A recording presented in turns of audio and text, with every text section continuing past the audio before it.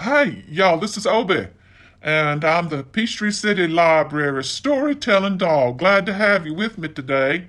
It's been a year. Can you believe I've been telling stories and having fun for the library for a whole year? I'll be back in 2022 telling more fairy tales, but today I'm going to change it up a little bit.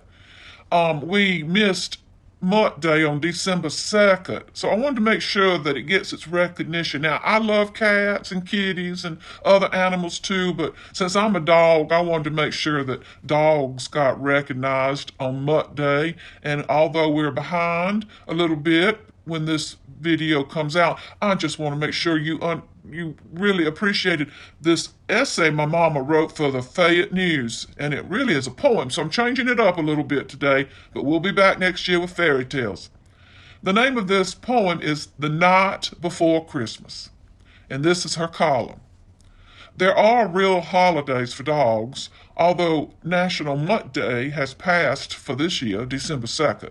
I decided to have a little fun with giving it recognition with the poem The Night Before Christmas, using the story of Saint Roch. Now, Saint Roch was born the only child of a wealthy French nobleman around the 14th century. Boys and girls, that was a long time ago. He had a red birthmark in the shape of a cross on his chest. After the deaths of his mother and father at the age of 20, he renounced his nobility and gave his inheritance to the poor. He eventually contracted the plague, and not wanting to infect others, he set off into the forest to die. Now, the plague was a terrible, terrible disease, and it affected a lot of people during that long ago time. While he lay dying, a hunting dog belonging to a count found him and began to care for him. Roch believed the dog was a gift from God. The dog would bring him bread every day and lick his wounds until he made a full recovery. The count, who later discovered what his dog was doing, became friends with Roch and let him keep the dog. And here's the poem that my mama wrote in honor of Mutt Day. 'Twas the night before Mutt Day, all through our dog house. Snow was on rooftop, we'd nary a douse. Dog stockings were hung on our roof's eaves with care, in hopes that Saint Roch soon would be there. My sisters were nestled all snug in their beds, while visions of dog biscuits danced in their heads. Mamma, in her auburn collar, and I was too, had settled our brains for a dreamy short snooze. When outside our door there arose such a clatter, I sprang from my bed to see what was the matter. The doghouse front door was open and cold, yet I stood like a sentinel at that threshold. The moon on the breast of the new fallen snow gave the luster of midday to objects below. When what to my wondering eyes did I see? Saint Roch, saint of all dogs, and more baby puppies. Now, dachshunds, he said, Dalmatians and golden doodles, terriers, pugs, and all of you poodles, boxers and hounds, all mixed breeds and more. It's your date to celebrate and your turn to soar.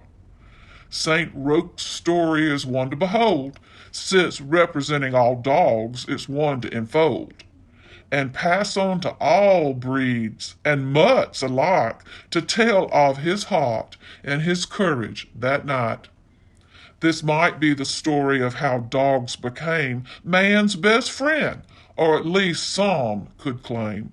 A nobleman found himself alone in the woods, lost on his journey, hardships he withstood. While alone in the woods, he soon became ill. A dog soon appeared with some magical skill. Because of this dog, to whom, he said, I now cherish, I was taken care of, and I did not perish. He went on to say, this dog saved my life while I was alone, supplied me with bread, licked wounds that were shown, which healed me, and gave me a brand new desire. To look after dogs is what I then aspired. Born to nobility, tried to help others, he gave away all to the dogs and their lovers. So letting you know that tomorrow's your day, he says, National Mutt Day, so go celebrate.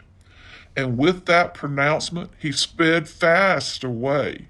We all, in amazement, were caught in a daze. St. Roque had just visited our little home. We'll not soon forget we've a day of our own. I hope all you dog lovers out there and animal lovers have enjoyed this little poem about the dogs in your life and the dogs you might have had in the past. And mutts are treated just as lovingly as purebreds. We love our dogs, and they're man's best friend, like the poem said.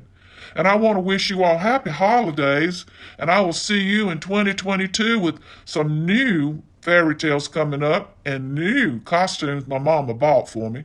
So have a nice holiday, and I will see you next year in 2022. Thank you very much. This is Obi. Bye bye.